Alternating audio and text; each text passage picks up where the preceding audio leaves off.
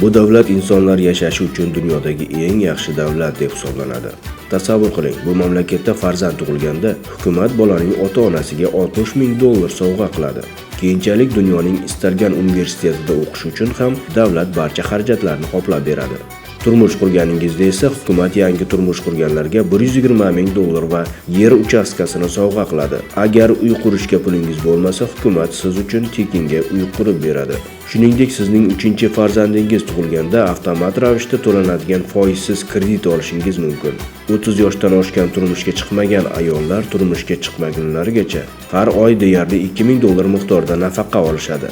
Bu yerda tibbiy xizmat ham bepul. Bu mamlakatdagi shifoxonalar esa dunyodagi eng yaxshi shifoxonalar qatoriga kiradi. Agar siz nafaqaga chiqqan bo'lsangiz va yolg'iz yashasangiz, hukumat sizni o'z qaramog'iga oladi va kerakli miqdorda pul bilan ta'minlaydi. Inson vafot etganida dafn marosimlarini ham o'z zimmasiga olgan. Dunyodagi yagona bo'lgan baxt vazirligiga ega davlatdir. Bu davlat Birlashgan Arab Amirliklari deb ataladi. Bu videoni do'stlaringiz bilan baham ko'ring va amaldorlarimiz ulardan o'rganadigan narsalari bo'lsa 100% deb izoh qoldiring.